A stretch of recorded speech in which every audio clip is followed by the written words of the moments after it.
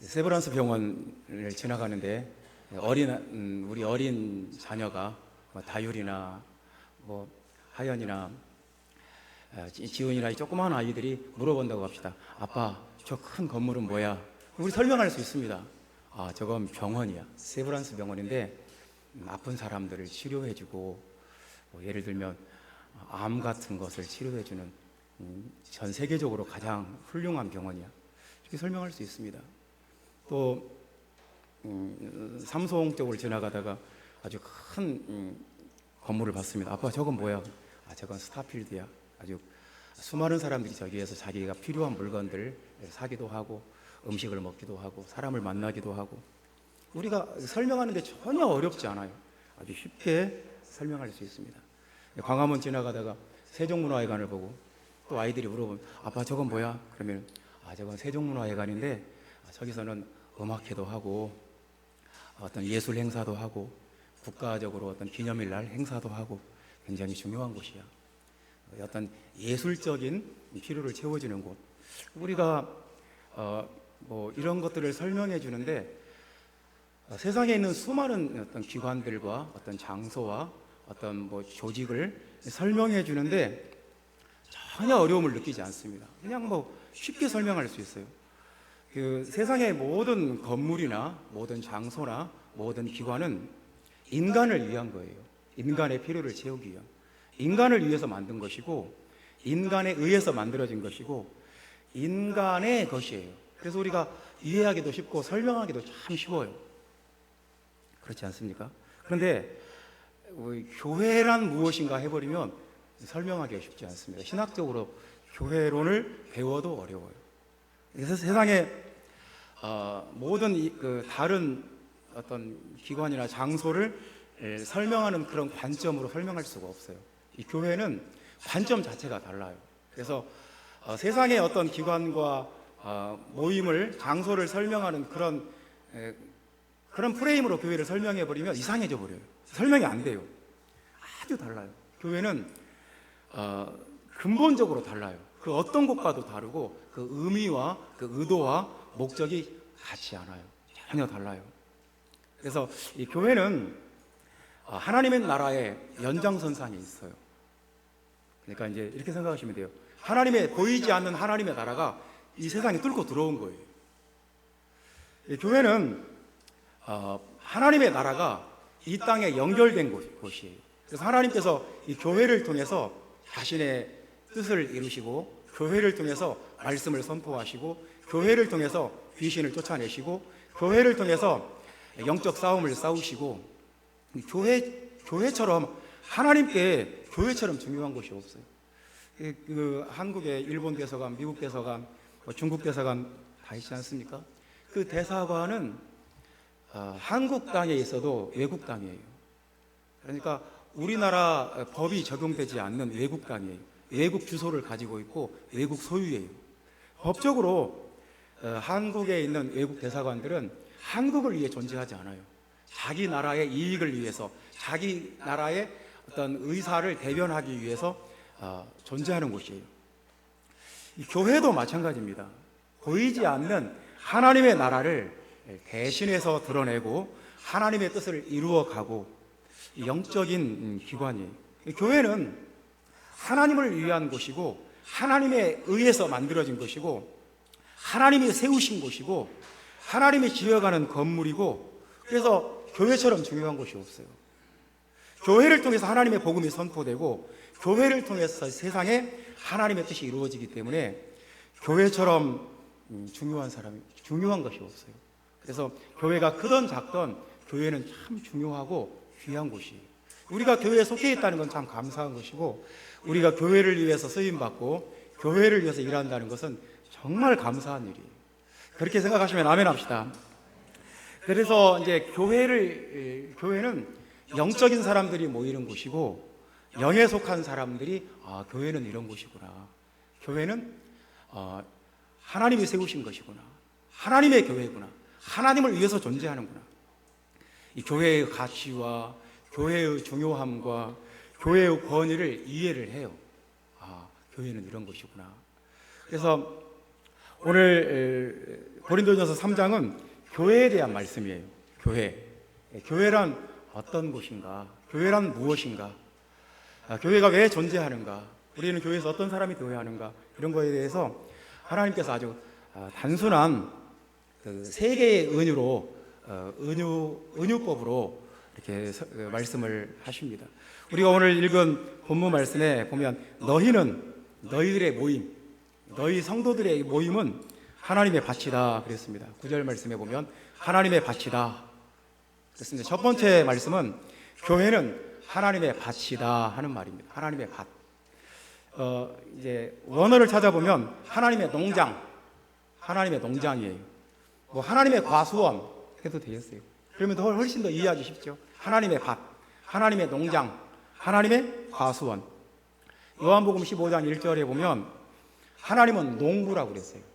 하나님은 농부, 농사짓는. 그러니까 그냥 취미로 텃밭에서 소일거리로 하는 농부가 아니라 정말 직업적으로 농사짓는 농부예요.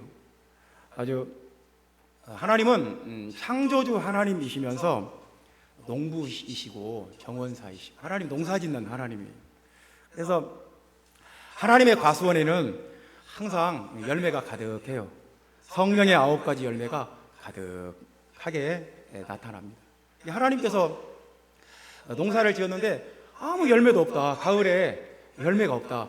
그러면 농부가 얼마나 실망하겠어요. 얼마나 농부가 그 가을의 열매를 바라보고 봄부터 여름 얼마나 땀 흘리고 고생을 많이 했는데 애를 썼는데 가을에 가서 보니까 열매가 하나도 없어요. 그러면 농부가 얼마나 힘들고 마음이 괴롭겠습니까? 농부의 그 수고와 그 괴로움을 한순간에 있게 해주는 것은 그 열매예요. 농부가 얼마나 열매를 기다리고 간절히 원할까요? 그래서 성령의 9가지 열매가 한 나무 위에서 9가지 열매가 맺히는 과수원이 하나님의 과수원, 하나님의 밭이에요. 사랑과 희락과 화평의 열매가 맺히는데요. 사랑과 희락과 화평은 인간 관계 속에서 맺히는 열매고요. 오래 참음과 자비와 양선, 이것은 개인의 성품 속에서 맺혀지는 열매고요. 충성과 온유와 절제, 이런 것은 교회 안에서 나타나는 열매예요. 교회에서 충성하고 교회에서 온유하고 교회에서 절제 잘하고, 이것은 교회 하나님한테 교회에서 하나님을 향해서 나타나는 열매예요. 이렇게 9가지 열매가 주렁주렁 맺히는 곳이 하나님의 과수원이에요. 오늘 6절과 7절 말씀 보면 하나님은 자라나게 하시는 분이다. 6절에도 보면 오직 하나님은 자라나게 하셨나니, 7절에도 오직 자라나게 하시는 이는 하나님뿐이니라. 하나님께서 자라나게 해요. 그래서 그 모든 자연 만물을 하나님이 주관하시고 자라나게 하시는데, 특별히 하나님은 교회가 하나님의 밭이에요. 교회가 하나님의 과수원이에요. 그래서 교회 안에서 자라나게 해요. 하나님은 씨를 뿌리고 또 그 씨가 싹이 나고, 싹이 나서 또 자라나고 또 꽃이 피고 또 열매를 맺고, 이 모든 것들이 농부의 기쁨이고 농부가 원하는 것이고, 농부가 이것을 위해서 모든 수고를 아끼지 않습니다. 하나님은 자라나게 하시는 하나님이시다. 그래서 하나님께서는 누군가 교회에서 변화를 받고 새로워지고 뭔가 자라나는 모습이 있으면 그렇게 기뻐하세요. 누군가가 교회에서 갑자기 막 기도를 열심히 하고, 누군가가 큐티를 열심히 하고 하나님께 막 더 가까이 가고 하나님의 은혜를 붙잡고 사모하고 뭔가 변화되고 자라나는 모습을 보면 그렇게 기쁠 수가 없어요. 정말 그것보다 더 기쁜 일이 없어요.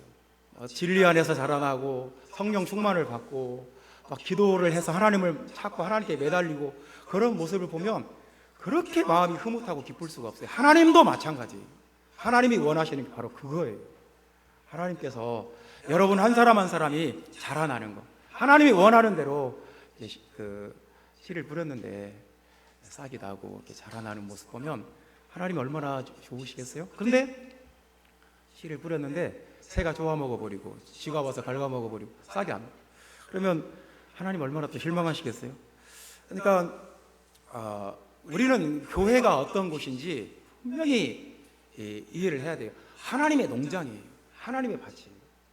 그래서 우리는 하나님의 뜻대로 잘 자라나고 잘 먹고 잘 듣고 은혜 많이 받고 이렇게 막 무럭무럭 잘 자라나고 그러면 나도 좋고 하나님께도 영광이 되고 그렇지 않겠습니까? 근데 이제 하나님의 농사가 통하지 않는 경우가 있어요. 하나님이 아무리 애를 써도 자라나지 않는 경우, 아무리 시간이 지나도 안 자라나요. 변화가 안 돼요. 이런 사람을 이제 3절 말씀에 보면 너희는 아직도 육신에 속한 자로다.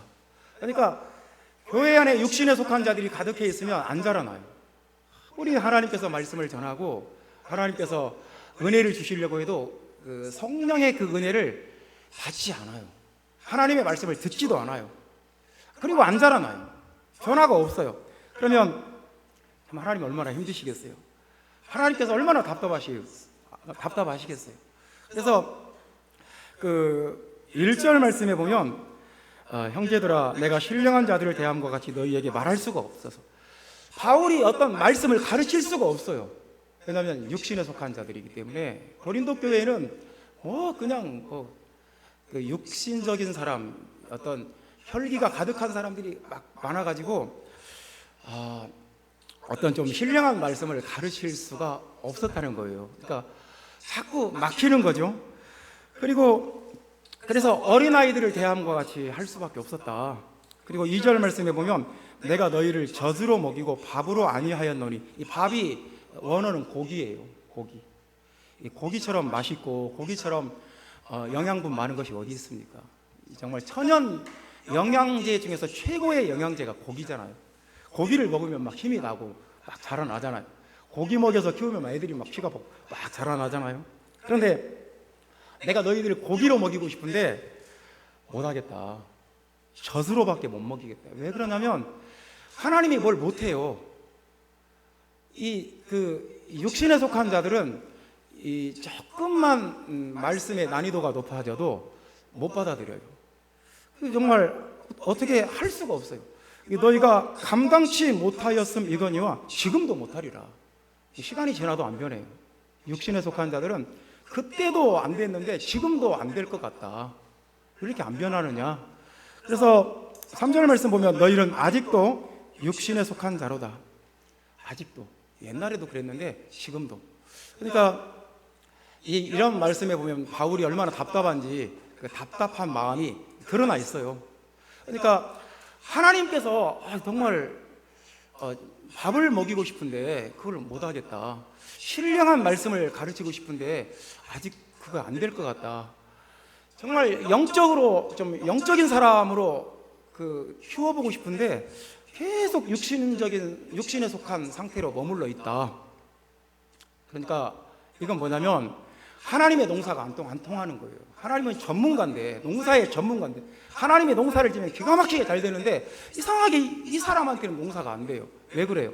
육신에 속한 자들한테는 하나님의 농사가 통하지 않아요. 그래서 영에 속한 자에게는 하나님의 농사가 잘 통해요.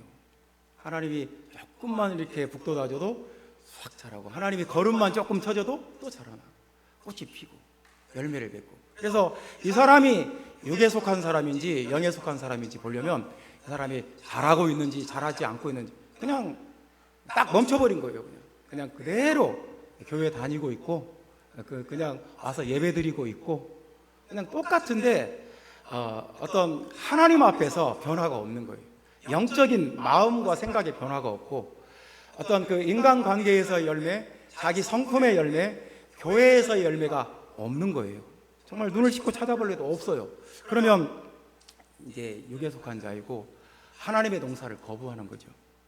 그래서 그 골로새서 1장 6절 말씀 보면 이 복음이 이미 너희에게 이르매 너희가 듣고 참으로 하나님의 은혜를 깨달은 날부터 너희 중에서와 같이 또한 온 천하에서도 열매를 맺어 자라는도다. 골로새 교회는 바울이 한 번도 방문을 안 했어요. 바울이 에베소에서 말씀을 전할 때 골로새 사람들이 에베소에 와서 말씀을 듣고 자연 발생적으로 교회가 생긴 것이 골로새 교회예요. 그런데 골로새 교회는 잘 자라났어요. 그래서 그냥 복음이 간접적으로 전파가 됐는데 골로새 사람들이 그걸 듣고 하나님의 은혜를 깨닫고 정말 열매를 맺고 막 자라나는 거예요. 부흥이 일어나는 거예요. 영에 속한 자들은 그래요. 그래서 교회는 하나님의 밭이에요. 이 교회에서 어떤 사람이 귀한 사람이냐? 잘 자라는 사람, 잘 변화되는 사람, 새로워지는 사람. 어떤 사람이 영에 속한 사람인가? 누가 열매를 맺고 자라나는가? 이게 중요합니다. 교회는 하나님의 밭입니다. 사랑하는 형제 자매 여러분, 교회 안에서 잘 자라나고 성장하고 열매를 맺는 하나님이 기뻐하시는 성도가 되시기를 주님의 이름으로 축원합니다. 두 번째 말씀입니다. 교회는 하나님의 집이다. 우리가 9절 말씀 읽으면 하나님의 집이니라 그렇게 말씀. 너희는 하나님의 집이니라. 너희들이 모인 곳은 하나님의 집이다. 집이라는 말이 건축물이라는 뜻이에요. 건축물, 건물. 그래서 그 건축처럼 어려운 것이 없습니다. 건축은 참 어려워요. 그러니까 어떤 기술이 새로 나오면 제일 먼저 군대 무기를 만드는 데 쓰이고, 그 기술이 이제 여기저기 이제 적용을 하고 안정되고 정말 이 기술은 유용한 기술이다. 맨 마지막에 건축에 쓰입니다. 건축은 정말 복잡한 일이에요. 그냥 뭐 어떤 구조물을 세워놓는다고 건축이 되는 게 아니에요. 뭐 소방시설도 해야 되고 불날 수가 있으니까요. 뭐 화재를 불났을 때 대피할 수 있는 대피로로 만들어야 되고, 또 지진이 났을 때 견뎌야 되니까 내진 설계도 해야 되고. 그래서 비용이 엄청나게 들어가요. 많은 비용이 들어요. 저도 군산에 교회를 이렇게 건축할 때 이 시공업자하고 정말 많이 싸워야 돼요. 왜냐하면 이 업자분이 교회 집사님인데 아는 목사님의 어떤 친척 되는 집사님이었어요. 그럼에도 불구하고 건축할 때 많이 싸워야 돼요. 왜냐하면 기초공사할 때 철근을 이 설계 도면에 기록된 것에 반절도 안 넣으려고 그래요. 그게 비용이 많이 들어가나 봐요. 다른 교회도 다 자기가 많이 지어봤는데 다 그렇게 했대요. 그냥 거기서 비용을 빼려고 해요. 그래서 설계 도면에 있는 대로 해야 된다. 그럼 이 도면이 터무니없이 많이 됐다는 거예요. 그래서 그것 때문에 결국은 타협을 했어요. 그러면 네가 원하는 것과 내가 원하는 것 중간점에서 하자. 이 건물을 지을 때 제대로 지어야 되고 정확하게 지어야 돼요. 그렇지 않으면 날림공사가 되어버리고, 그렇지 않으면 이제 싸구려 건물이 되어버려가지고 되게 위험해져요. 그냥 이 건물이 지진이 났을 때 주저앉아버리면 어떻게 합니까? 화재가 났을 때 아무런 어떤 소방 시스템이 없으면 어떻게 합니까? 참 철근이나 이 골재나 이런 것들을 제대로 안 넣고 부실하게 그냥 날림으로 해가지고 아주 그러면 이게 재난시설이 되어버리는 거죠. 오히려 더 참 위험한 그런 건물은 지으면 안 되는 거죠. 교회도 하나님의 건축물인데, 이제 하나님의 교회가 두 종류의 교회가 있어요. 갈라디아서 1장 10절에 보면 바울이 그렇게 말해요. 이제 내가 사람들에게 좋게 하랴, 하나님께 좋게 하랴, 사람들에게 기쁨을 구하랴. 내가 지금까지 사람의 기쁨을 구하는 것이었다면 그리스도의 종이 아니니라. 교회 안에서 얼마든지 사람들이 어떤 말씀을 전하면 싫어하겠다, 어떤 말씀을 전하면 사람들이 좋아하겠다, 그런 눈치도 없는 사람이 누가 있겠어요? 다 알아요. 이런 말씀은 조금 부담스러워하고, 이런 말씀은 좀 싫어하겠고, 이런 말씀을 좀 거부할 수도 있겠다, 다 알아요. 근데 교회는 좀 힘들어도 조금 비용과 대가를 지불하더라도 정확하게 하나님 말씀을 정확하게 가르치고 전해야 돼요. 그렇지 않으면 이제 사람들에게 좋게 하는, 사람들이 원하는 메시지를 전해버리면 이 교회는 이제 뭐 이렇게 참 싸구려 건물이 되어버리는 거죠. 날림공사가 되어버리는 거죠. 그래서 뭐 예를 들어서 내가 이렇게 설교한다고 합시다. 여러분, 물과 성령으로 거듭났습니다. 이미 구원 받은 것입니다. 그러므로 이제 뭐 아무 문제 없습니다. 원하는 대로 사시고 원하는 거 다 하시고 뭐 그래도 아무 상관이 없습니다. 구원 받은 거 구원 받았으니까 이제는 뭐 제자도가 무슨 필요가 있습니까? 그냥 원하는 대로 사십시오. 그렇게 설교를 한다고 합시다. 그러면 사람들은 그런 메시지를 좋아할 수도 있겠죠. 근데 하나님은 그런 메시지를 싫어하시니까. 그래서 그러면 우리는 선택을 해야 돼요. 우리는 어떤 교회를 지을 것인가? 날림공사로 교회를 지을 것인가? 싸구려 교회를 지을 것인가? 아니면 진짜 FM대로 성경적인 교회를 지을 것인가? 조금 힘들고 비용이 들어가고 어려워도 성경적인 교회를 지을 것인가? 예를 들어서 우리가 예수님의 십자가로 구원받았고 물과 성령으로 거듭남으로 구원받았습니다. 받았어요. 근데 그러니까 이제 우리는 구원받았으니까 그 다음에는 우리가 세상의 어떤 기준에 따라 살아도 아무 상관없습니다. 싸구려 은혜예요. 그런 신앙이 싸구려 신앙이에요. 그런 복음이 싸구려 복음이에요. 절대로 하나님께서 말씀하시는 것은 성경적인 교회는 그런 교회가 아니에요. 뭐 그냥 그런 값싼 신앙, 아주 그 날림공사한 것과 똑같은 그런 교회가 되어버리는 거죠. 우리 교회가 어떤 교회가 되어야 할 것인가? 사람에게 좋게 하랴, 하나님께 좋게 하랴. 당연히 하나님이 원하시는 말씀을 전하고 하나님의 기준에 맞춰 나가려고 노력하고 하나님의 뜻을 구하는 그런 교회가 되어야죠. 그래야 귀한 교회고, 그래야 튼튼한 교회고, 그래야 견고한 교회고, 구원을 담보할 수 있는 교회가 되고. 예를 들어서 제가 술을 먹어도 됩니다. 뭐 술을 먹어도 되고 실수하지만 않으면 됩니다. 이런 그 교회에서 이렇게 가르친다고 합시다. 그러면 세상도 그렇게 가르쳐요. 안 믿는 세상도 그 정도로는 가르쳐요. 우리의 기준이 세상의 기준과 똑같다. 좀 이상하지 않습니까? 주일 예배를 빠져도 됩니다. 어떤 뭐 가족 행사나 집안 모임 있으면 얼마든지 빠져도 됩니다. 우리 마음이 중요하지 몸이 중요합니까? 내가 이렇게 여러분들에게 가르친다고 합시다. 사람들은 좋아할 것 같아요. 주일날 빠져도 되는구나. 주일날 예배를 내 어떤 개인적인 용무로 빠져도 되는구나. 아주 좋아할 거예요. 그러면 이제 그 교회는 아주 쉬운 교회, 아주 그냥 뭐 대가나 어떤 제자도가 없는 교회, 헌신이 없는 교회가 되어버리는 거예요. 그러면 이제 이 교회는 이제 싸구려 아주 날림공사가 되어버리는 거죠.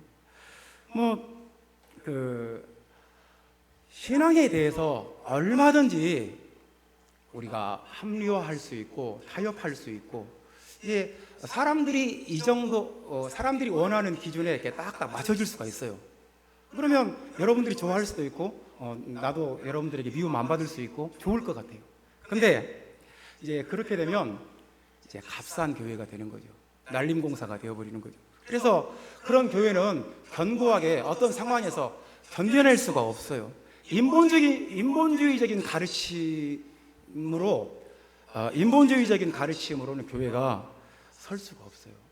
그래서 오늘 본문에도 보면 두 가지 교회가 나와요. 어떤 교회는 나무와 풀과 지푸라기로 교회를 지었어요. 아무런 대가지불이 없어요. 이건 그냥 나무는 흔해 빠진 거고, 풀 이건 갖다 베어다가 엎어놓으면 되는 거고, 지푸라기 이것도 흔해 빠진 거고, 어떤 대가지불도 없고 목숨을 거는 것도 없고 생명을 바쳐서 지켜야 될 어떤 가치도 없어요. 그냥 이건 아주 그냥 날림공사예요. 싸구려로 지은 건물인 거예요. 어떤 교회는 금과 은과 보석으로 지었어요. 12절 말씀 보면 금과 은과 보석으로 지은 교회가 있고, 나무나 풀과 지푸라기로 세운 교회가 있고. 우리 교회가 어떤 교회가 될 것인가 우리가 생각해 봐야 되지 않겠습니까? 우리 교회가 그냥 인간들끼리 모여서 인간들끼리 어떤 기준을 우리가 이런 기준을 우리가 정하자. 제사에 대해서, 주일 성수에 대해서, 11조에 대해서 음주 문제에 대해서 이 기준을 우리가 정해보자. 그래서 우리가 편한 대로 우리 어떤 수준에 맞는 그런 교회가 되면 연단 받을 것도 없고 환난을 견딜 것도 없고 대가를 지불하는 것도 없고 비용과 시간을 투자할 것도 없고 나무와 풀과 집이죠. 지푸라기죠. 그러면 어떻게 그런 교회를 좋은 교회라고 우리가 교회를 지었는데 지푸라기로 교회를 지었다. 참 이게 정말 하나님이 원하시는 일이 최고의 하나님이고 하나님의 영광이 드러나고 하나님의 뜻이 이루어지는 교회인데 다른 것들은 다 잘 지으면서 교회는 그렇게 해버린다. 말이 안 되지 않습니까? 인본주의적인 가르침을 교회에서 선포해버리면 쉬울 수 있어요. 편할 수도 있고요. 근데 오늘 본문에 보면 하나님의 심판을 피할 수가 없고 구원을 보장할 수가 없어요. 구원을 받는데 불 가운데서 받은 것 같이 받으리라 그랬어요. 자신은 구원을 받되 불 가운데서 받은 것 같으리라. 정말 소방관이 막 화재 현장으로 뛰어 들어가는데 거기서 막 불구덩이 속에서 막 타 죽을 수도 있고 살아나올 수도 있지 않습니까? 구사일생이죠. 죽을 수도 있어요. 그냥 간신히 살아남을 수도 있고 구원을 그렇게 받는다는 거예요. 그래서 교회는 하나님의 건축물이에요. 금과 은과 보석으로 지어야 돼요.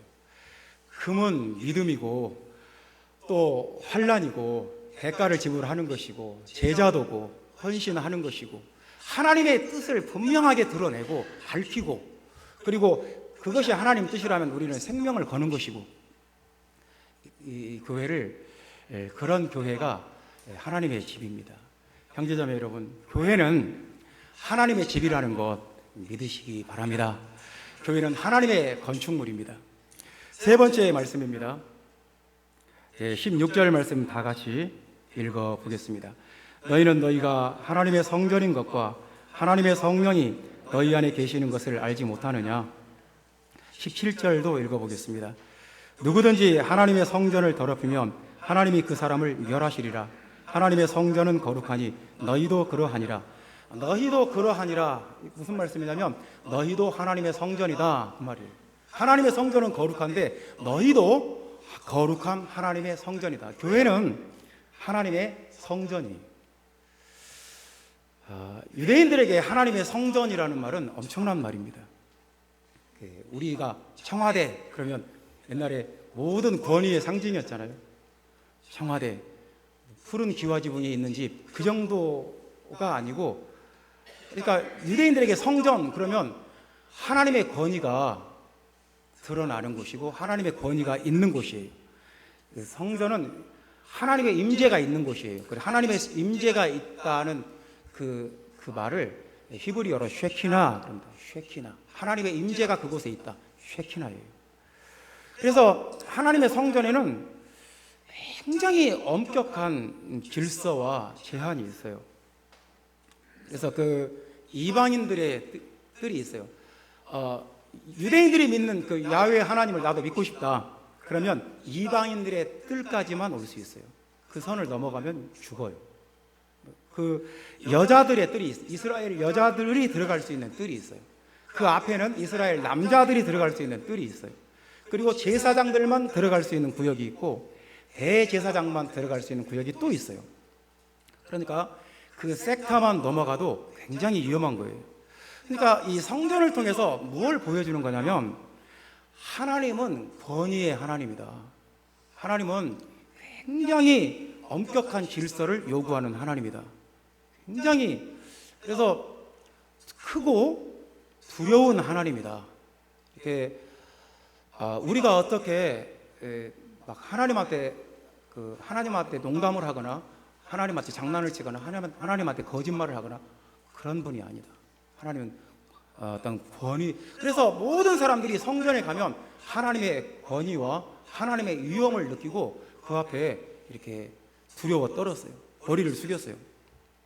전에 우리가 청와대 쪽을 가다 보면 이렇게 서촌에서 북촌 쪽으로 넘어가는 청와대 앞길 그 길만 가도 뭔가 압도되는 그 느낌이 있지 않습니까? 무슨 막 경찰관들이 정복을 입은 경찰관들이 수시로 계속 주시를 해요. 그러니까 뭔가 그 압도되고 뭔가 권위에 주눅드는 그런 느낌들이 있어요. 저 안에 이 청와대 이 주변 길만 지나가도 이렇게 정말 삼엄한 뭔가 권위가 있는데 저 안에는 국가를 책임지는 권위가 저 안에 있구나. 어떤 권위를 느껴요. 그런 곳에서 국가의 위엄과 권위를 느끼게 돼요. 그래서 그 레위기 15장 21절에는 성전을 더럽히거나 성전에서 문란하게 행동을 하면 사형이에요.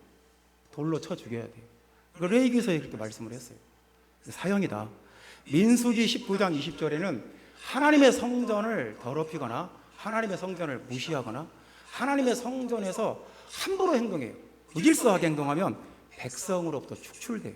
그러니까 유대인들이 최고로 무서워하는 것이 출교당하는 거예요. 축출되는 거.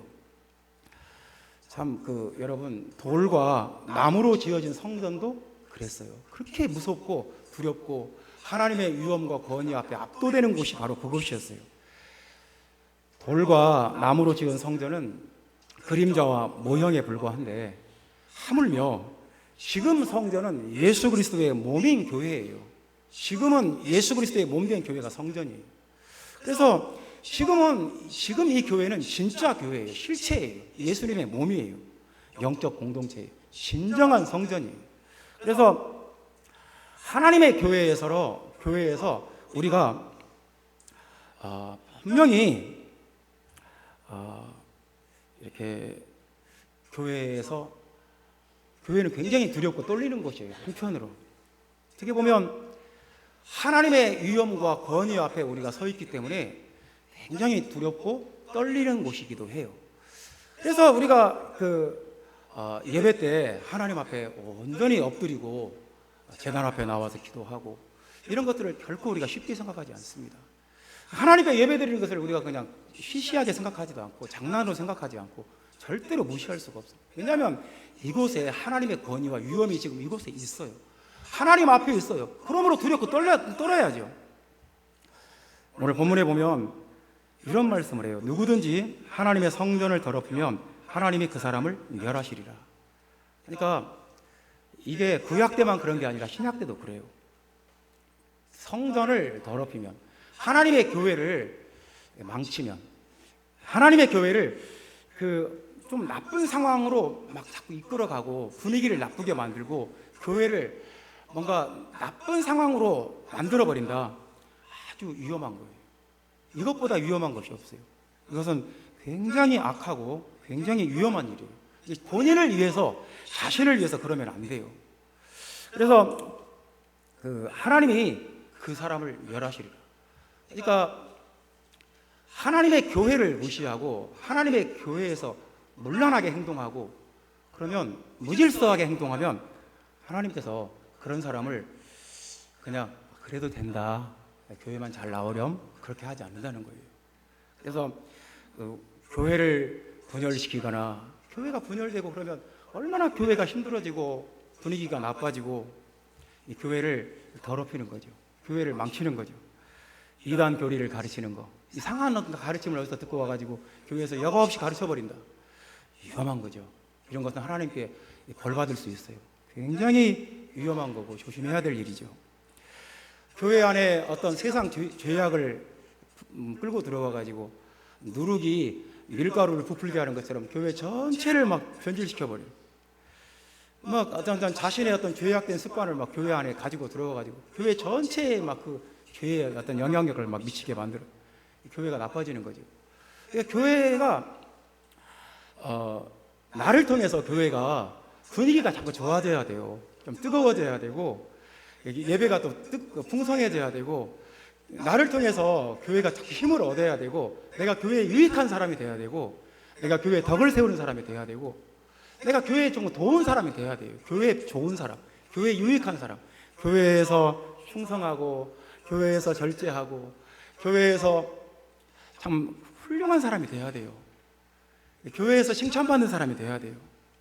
교회를 막 정말 막 괴롭히고 교회를 힘들게 하고 교회 분위기를 망쳐버리고 이런 것은 참 하나님 앞에 해서는 안 될 일이고 위험한 일이고 자기 자신을 위해서 그러면 안 돼요. 하나님께서 그런 사람은 멸하신다, 벌 주신다고 그랬어요. 그래서 우리가 하나님이 굉장히 크고 두려운 하나님이란 것까지도 알아야 돼요. 하나님께 교회보다 더 중요한 것은 없어요. 하나님께 교회보다 더 귀한 것은 없어요. 교회를 통해서 하나님의 뜻이 나타나도록 우리 항상 기도하고 하나님도 구하고 하나님 은혜를 구하고, 그러면 세상에 교회처럼 좋은 곳이 없어요. 하나님의 은혜가 항상 교회에 있고, 하나님의 귀가 항상 교회에 기울여져 있고, 하나님의 눈동자는 항상 교회를 지켜보고 있고, 이렇게 교회가 중요한 곳인데, 이렇게 귀한 곳인데, 하나님의 밭이고 하나님의 건축물이고 하나님의 성전이고 하나님의 금과 은과 보석으로 지어가는 하나님의 건축물인데, 이렇게 귀한 곳인데 우리가 교회에서 어떤 사람이 되어야겠습니까? 우리가 교회에서 어떻게 해야 되겠습니까? 오늘 우리는 분명히 성경을 통해서 교회가 무엇인지 알았습니다. 교회는 하나님의 과수원입니다. 9가지 열매가 나오는 하나님의 과수원이다. 교회는 하나님의 건축물입니다. 하나님이 금과 은과 보석으로 지어요. 하나님은 세상의 모든 금과 은과 보석이 하나님 것이기 때문에 그것으로 교회를 지어요. 하나님의 교회는 하나님의 성전이에요. 두렵고 떨리는 곳이, 하나님의 이름 앞에 모두 엎드려야 돼요. 모두 입을 다물고 주님의 뜻을 기다리고 하나님의 은혜를 구해야 돼요. 우리 아름다운 교회가 하나님의 집이 되고 하나님의 밭이 되고 하나님의 성전이 되기를 예수 그리스도의 이름으로 축원합니다. 기도하겠습니다.